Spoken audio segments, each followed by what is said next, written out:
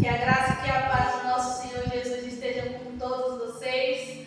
Glória a Deus por sua presença aqui, porque você ouviu a voz do Espírito Santo e aqui você se fez presente para ouvir a palavra do Senhor. Como o Edson bem falou, hoje nós estamos dando término a essa série qual o Senhor propôs no meu coração. E que essas mensagens tenham tocado e impactado o seu coração, assim como foi impactado no meu. Como o tema central, o caminho da transformação. Uma jornada que muda tudo e que nos leva em direção à perfeição. É um passo de cada vez. Quando nós olhamos ao redor desse mundo, nós vemos que Cristo ele está às portas. Que Cristo ele está voltando. Lá no livro de Amós, a palavra do Senhor diz, o Senhor nos aconselhando, ele diz, prepara-te, ó Israel, para te encontrar com o vosso Deus. Porque o Senhor nos aconselha dessa maneira? Porque do jeito qual nós estamos, nós não estamos bem habilitados para entrar no reino celestial. Então nós precisamos nos preparar. Pode colocar a imagem aí na tela?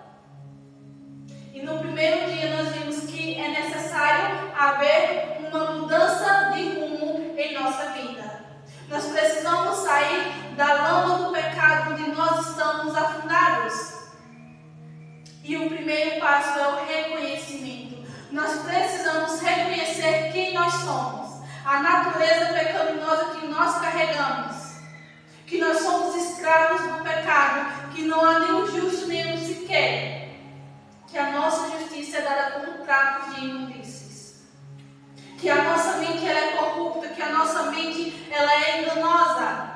Quem a conhecerá a palavra do Senhor nos diz? Nós não podemos continuar nessa vida de escravidão ao pecado. Nós precisamos reconhecer a nossa necessidade de Cristo Jesus. E então isso vai me levar ao arrependimento. Porque eu reconheci o quão miserável ele é o pecado, quão destruidor ele é o pecado. E isso então vai me levar a quem? Vai me levar a Cristo. Por quê? Porque eu vou em busca então do perdão dos meus pecados. E é aí que entra então a justificação. Pode passar a imagem? Qual nós vimos que a justificação ela é o perdão pela fé, que é a justiça imputada de Cristo.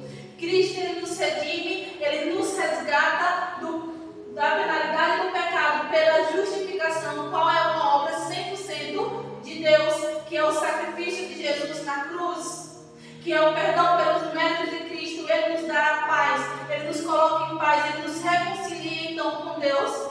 E os pré-requisitos é o reconhecimento, o arrependimento, a confissão e a aceitação pela fé do perdão que Cristo ele nos oferece. Pode passar.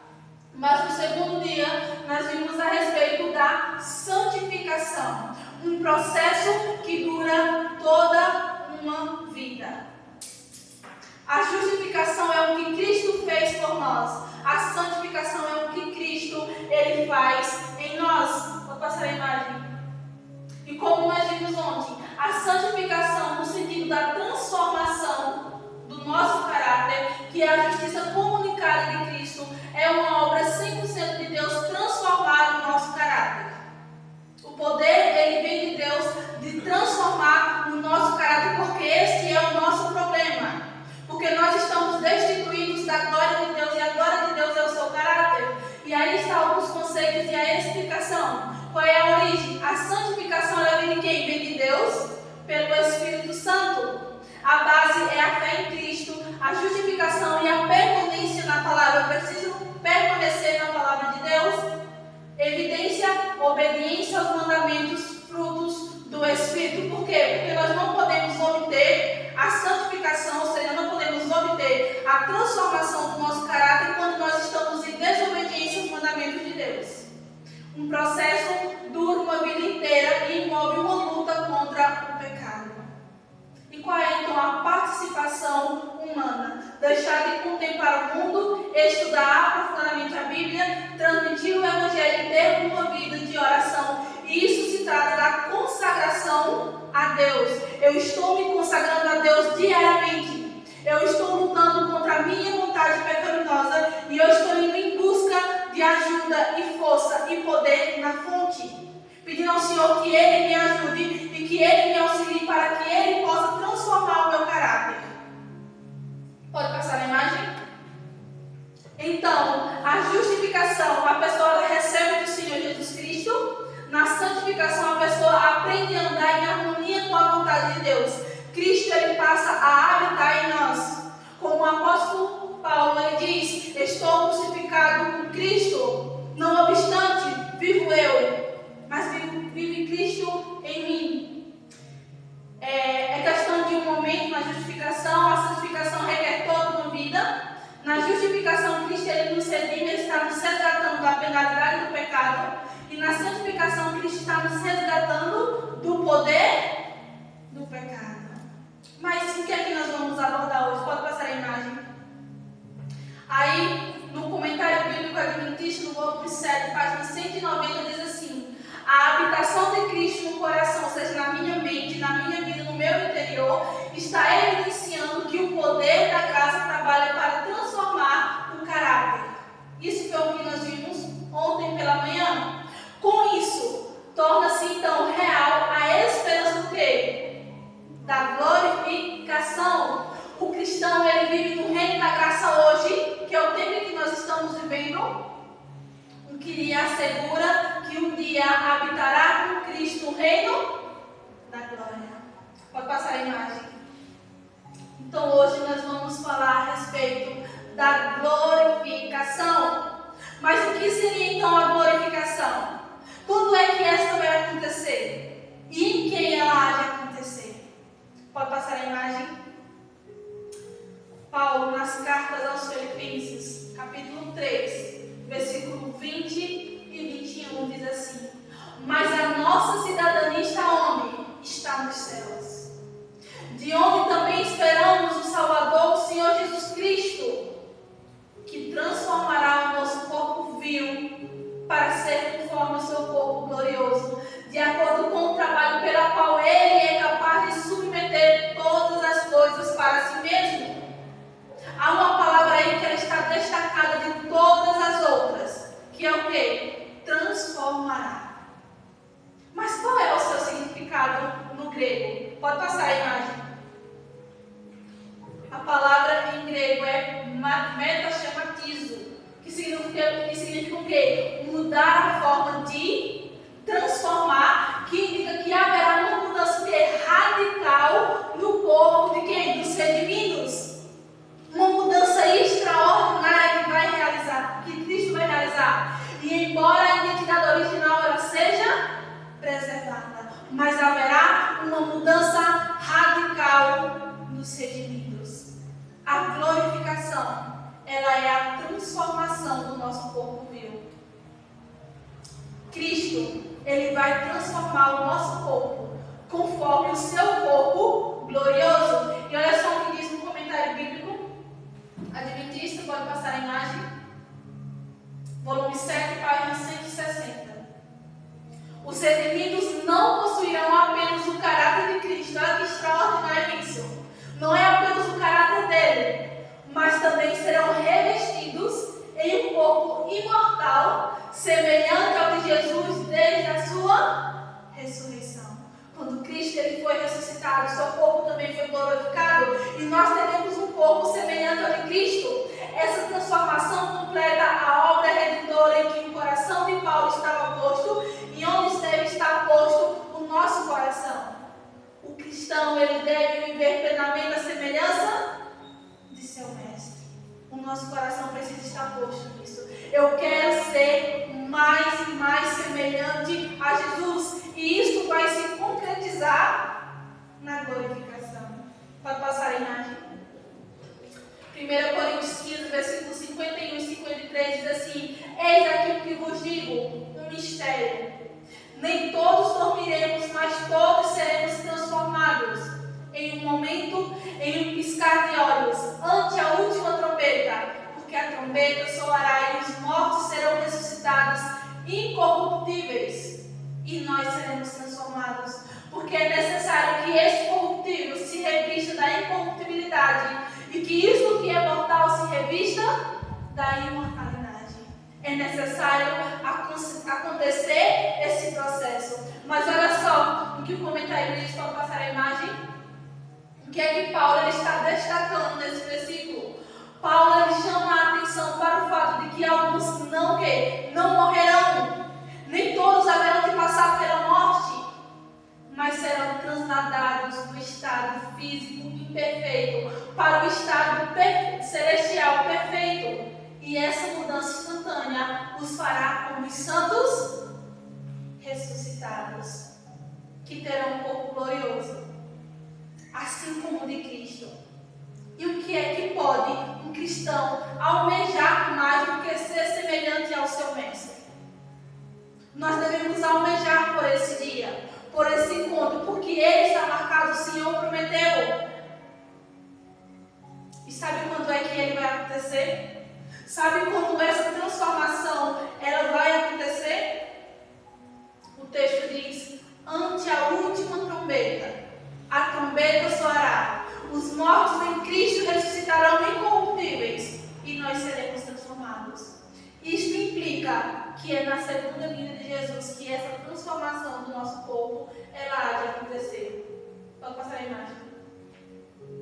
Aí no comentário, volume 6, página 893, diz assim: o tempo em que se dará a essa gloriosa transformação é indicado a seguir: será na segunda vinda de Cristo, pois é então que a trombeta de Deus soará, e os fiéis que estiverem mortos serão ressuscitados com o corpo inteiramente livre de todos os efeitos do pecado.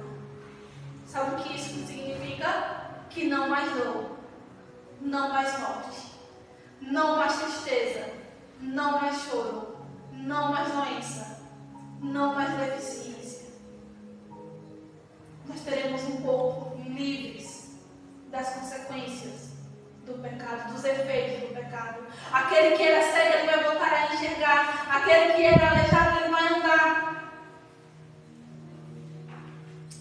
Isso vai acontecer no dia glorioso da volta de Jesus. Pode passar a imagem. Aí também diz no volume 6, página 893.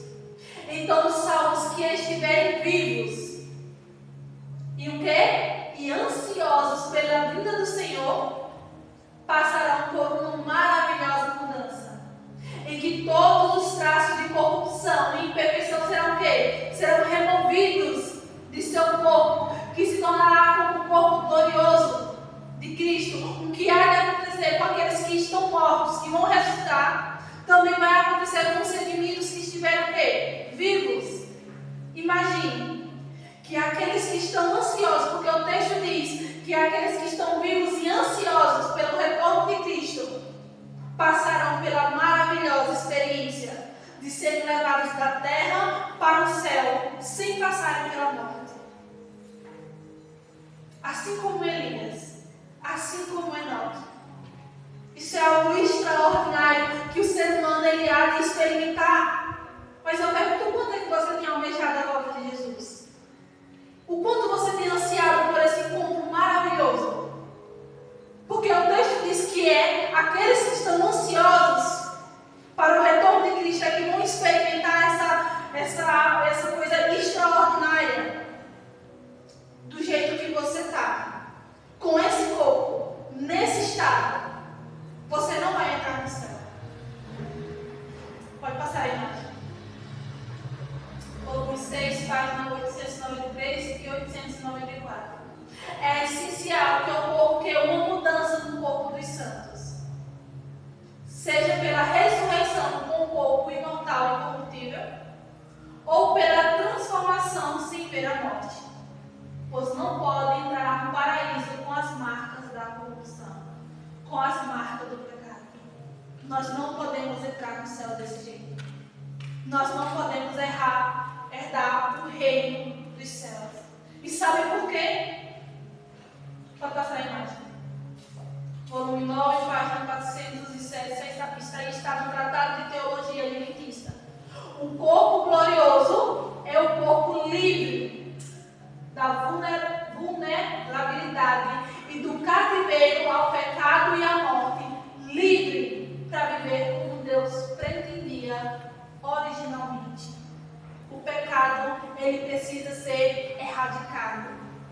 Ele precisa ser retirado pela raiz de nós, para que assim possamos estar livres para viver o plano original de Deus, que é ser a sua imagem e semelhança. O pecado precisa ser retirado de nós, para nós vivermos este evento extraordinário. Nós temos que voltar a ser conforme o plano original de Deus. E para isso nós precisamos ansiar pela sua volta. Mesmo que nós venhamos a morrer, nós iremos morrer nessa esperança. E nós seremos ressuscitados quando a última trombeta tocar e Cristo aparecer nas nuvens dos céus. Mas eu e você precisamos ansiar por esse encontro, porque ele está marcado, o Senhor prometeu. E sabe o que é ainda mais extraordinário de saber? Pode passar. Volume 9, página 407. Isso está no Tratado de Teologia do Adventista. O corpo glorificado, ele conservará a identidade do corpo pré-ressurreição e será reconhecido para outros santos que reconhecerão o indivíduo nesta vida. E isto é claro, lá em 1 Tessalonicenses 4, versículo 13 e 18, vocês não precisam abrir, onde Paulo está confortando os crentes que perderam entes queridos com a certeza de que os encontrarão novamente depois da ressurreição. Isso está claro lá. E sabe o que significa? Que você vai rever as pessoas que você ama. Que você vai rever aquela pessoa qual o maldito pecado trouxe a morte. E você vai poder passar o resto dos seus dias com aquela pessoa por toda a eternidade. Aquela pessoa qual passou pela morte, qual você sentiu luto, qual você teve que passar os seus dias aqui na terra sem vê-la. A sua mãe, o seu pai, o seu filho, o seu cônjuge, ou qualquer outra pessoa que você tenha a afinidade, que você tanto ama, você vai poder reencontrar com ela. E você vai saber que já não vai haver mais morte, que não vai mais haver tristeza nem choro, nem haverá mais dor, porque as coisas antigas estão passadas e eis que tudo se fizer novo. Você vai poder reencontrar a pessoa que você ama e você vai viver com ela por toda a eternidade, com a certeza de que você não vai perdê-la novamente. E eu pergunto, por que se prender a esse mundo? Por que se prender a esse maldito pecado? Onde só há miséria, onde só há dor, sofrimento, onde nós temos que perder as pessoas que nós amamos. Por que se prender a isso? Por que se prender a esse mundo? Se Deus ele nos oferece algo que é muito melhor, algo que é extraordinário, por que se prender a isso? Quando o Senhor nos promete isso, pode passar a imagem. 1 Coríntios 2, versículo 9. Mas como está escrito, olho não viu, nem ouvido ouviu, tampouco entraram no coração do homem as coisas que Deus preparou para aqueles que o amam. Deus ele tem preparado coisas extraordinárias para mim e para você. Que nossa mente finita é incapaz de compreender e de entender. Nada que nós vemos, que nós ouvimos. Deus tem preparado algo muito melhor para nós. O que é que falta para você aceitar a Cristo? O que é que tem te impedido de seguir a Cristo? Será que realmente vale a pena?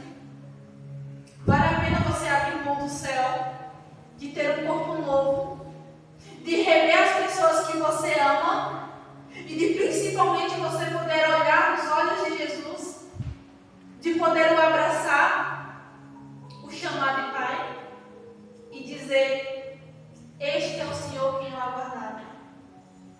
Em sua salvação eu exultarei e me alegrarei. Realmente vale a pena abrir mão da eternidade, da presença de Jesus, para satisfazer a tua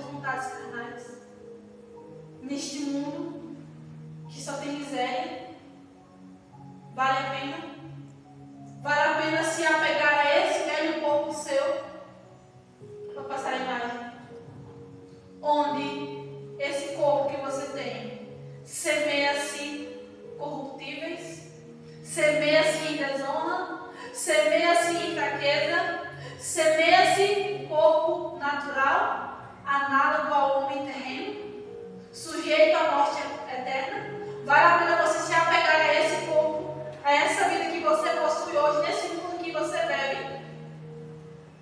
Quando Cristo te oferece um novo corpo, um corpo que vai ressuscitar incorruptível, que vai ressuscitar em glória, que vai ressuscitar em poder, que vai ressuscitar um corpo espiritual análogo ao homem celestial, apto para a vida eterna? Realmente vale a pena? Por que morrer, ó casa de Israel? Se o Senhor te oferece a vida, se o Senhor te oferece a salvação, por que morrer, ó casa de Israel? Diante de ti está a morte e a vida. E o Senhor diz: escolhe, pois, a vida para que você viva. O poder de decisão é nosso. Não vale a pena você se entregar às suas vontades carnais, a viver nesse mundo. Qual é o sentido de nós sairmos do Egito para morrer no deserto sem entrar na terra prometida? Qual é o sentido? Deus, Ele quer fazer eu e você a voltar ao estado original. Ele está disposto a nos tirar do Egito, a caminhar conosco pelo deserto, até nós tomarmos posse da terra prometida e viver com Ele por toda a eternidade. Entenda que se existe alguém nesse mundo que quer viver no céu, esse alguém é Jesus. E o seu lugar é insubstituível. Se você não for salvo, o seu lugar que está lá reservado não será substituído por outra pessoa. Você é amado pelo Rei do Universo, pelo teu Criador, e isso é extraordinário. Porque Deus, Ele te ama com amor eterno. E Ele está constantemente falando ao teu coração. Porque Ele quer que você seja salvo. Ele quer que você se arrependa dos seus pecados, que se volte para Ele, comece a viver em novidade de vida, se preparando para ir ao seu encontro nas nuvens dos céus. Por isso que no livro de Amós o Senhor diz: prepara-te, ó Israel, para te encontrar com o nosso Deus, porque eu estou às portas. Mas entenda que Deus, Ele não vai levar ninguém forçado. Por mais que Ele te ame, por mais que Ele quer que você esteja no céu, Ele não vai te levar forçado para lá. Você tem que querer. Você tem que aceitar. Cristo, Ele veio e morreu na cruz do Calvário, a pior morte daquele tempo, para que nós tivéssemos a vida que Ele tinha. Ele tomou a nossa morte. A morte que nós merecíamos, porque o salário do pecado é a morte. Mas o texto continua: mas o dom gratuito de Deus é a vida eterna em Cristo Jesus, nosso Senhor. E nesses 3 dias nós vimos o processo da salvação, onde Deus, Ele está trabalhando e Ele está nos habilitando para herdar o reino dos céus. E onde um vai suceder o outro. Porque eu não serei santificado se antes eu não for justificado. Eu não receberei a justiça comunicada se antes eu não receber a justiça imputada. Eu não serei glorificado se antes eu não for justificado e santificado. Aí está o processo da salvação. Pode passar a imagem. A justiça imputada com a justiça comunicada é igual à justiça consumada. Onde o Senhor vai terminar a obra qual Ele começou em nós.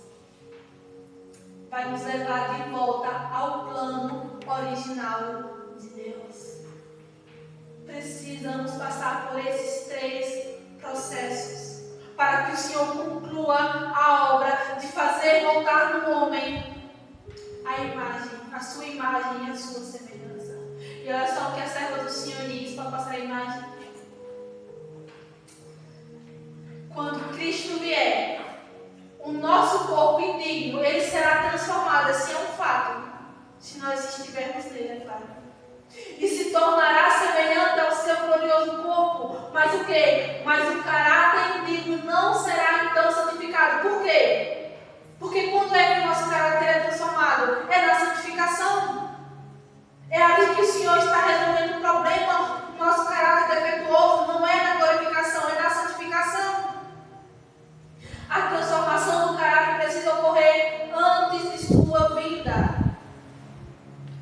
Nossa natureza precisa ser pura e santa. Precisamos ter a mente de Cristo para que Ele possa contemplar com prazer a sua imagem refletida em nossa vida.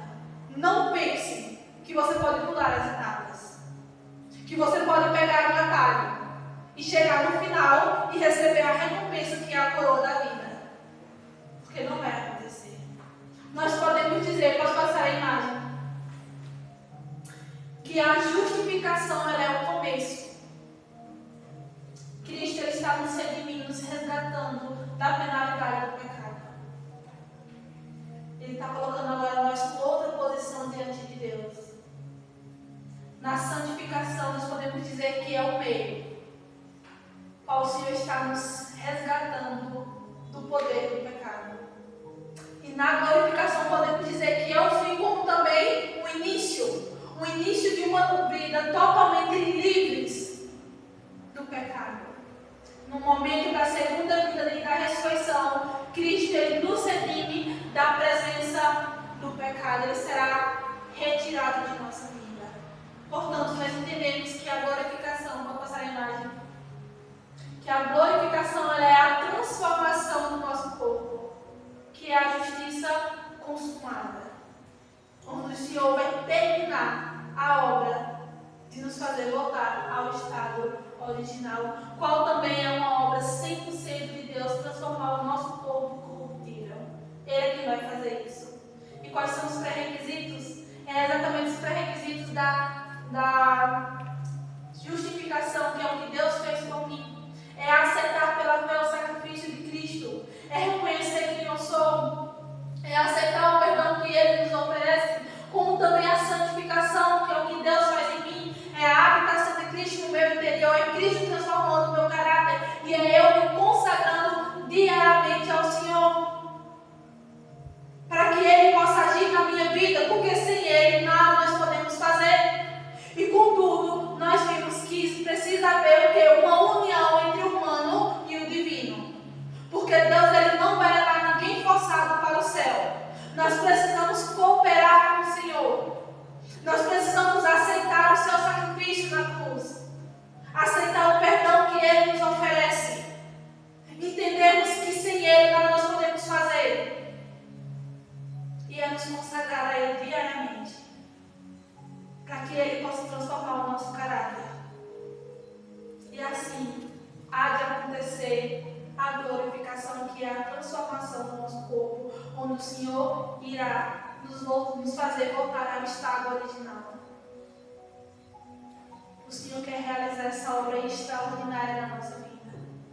E se eu posso resumir essa série de sermões em uma imagem, seria nessa. Pode passar. Aí está o processo da salvação. Nós estávamos na lama do pecado, onde nós deveríamos morrer a morte eterna. A palavra do Senhor ele vai dizer quem nós somos. E nós precisamos desse reconhecimento.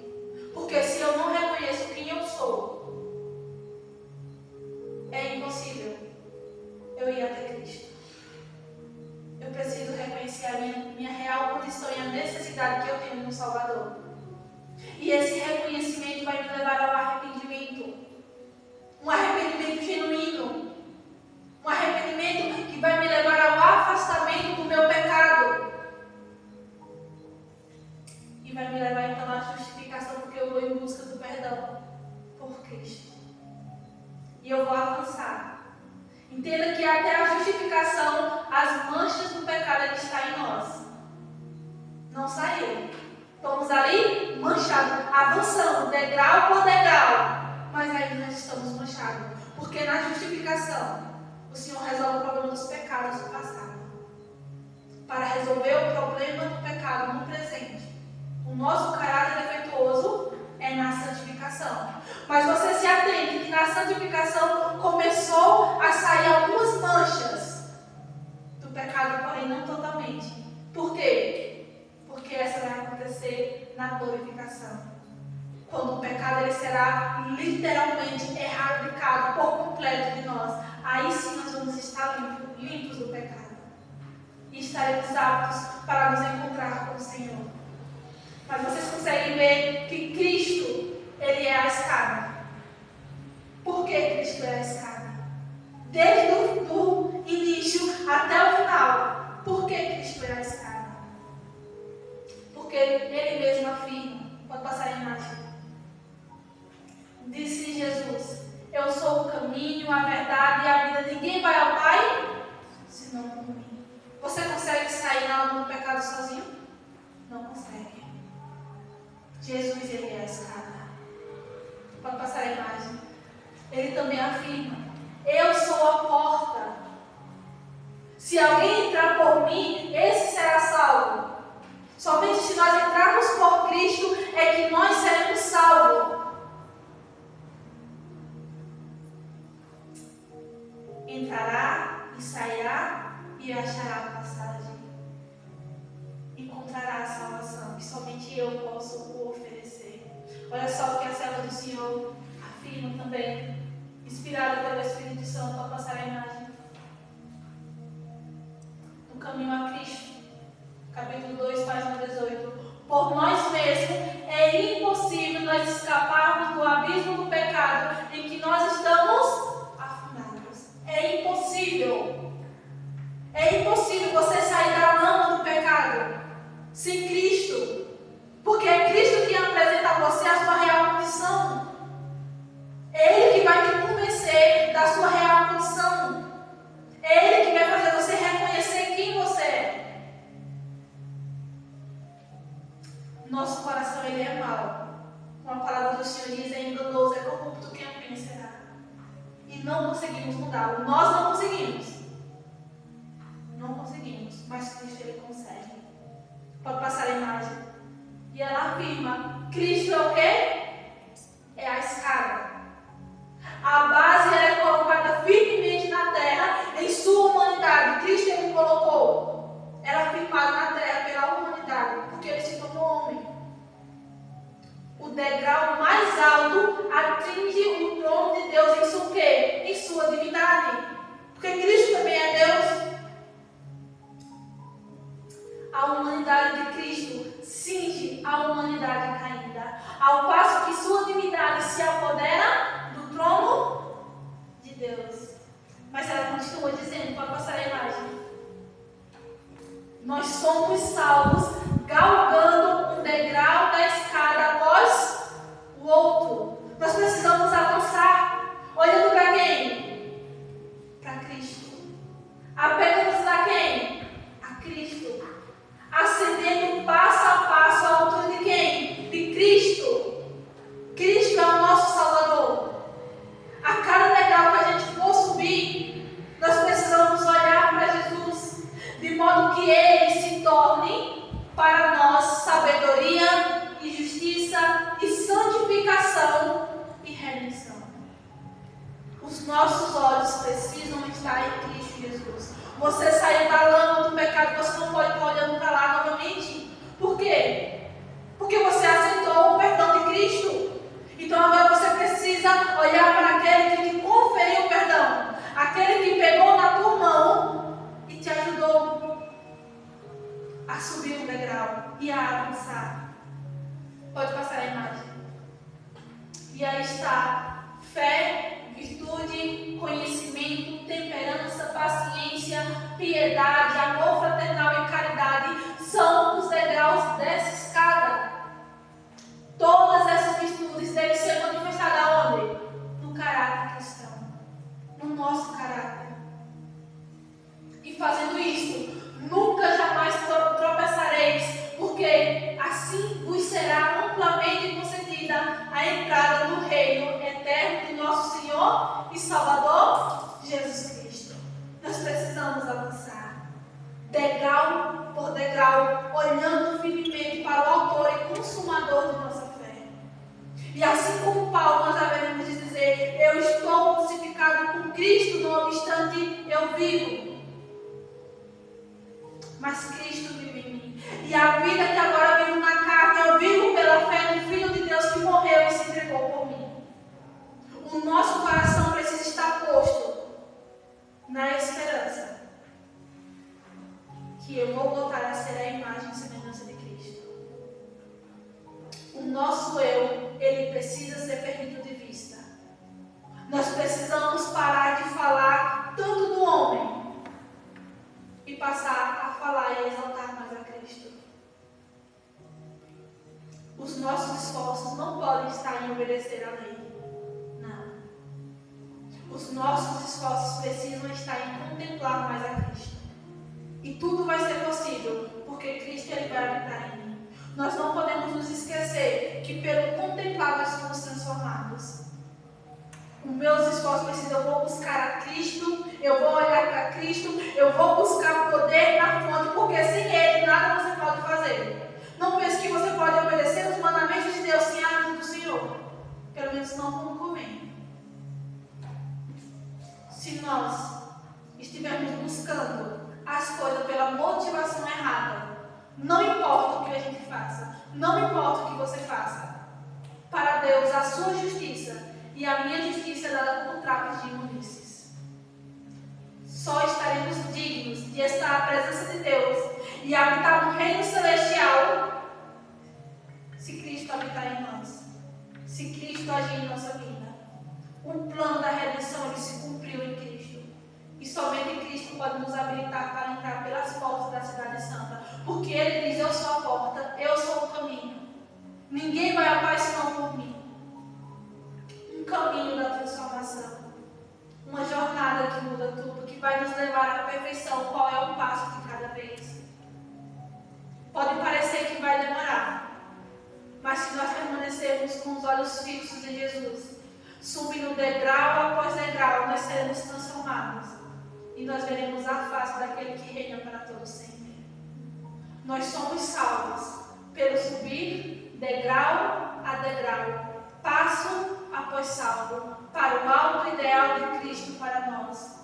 Nessa caminhada nós não podemos parar, nós não podemos retroceder, mas precisamos prosseguir para o alto, a salvação que está em Cristo Jesus. E eu finalizo com o texto de Hebreus 10, versículo 39, vocês podem abrir.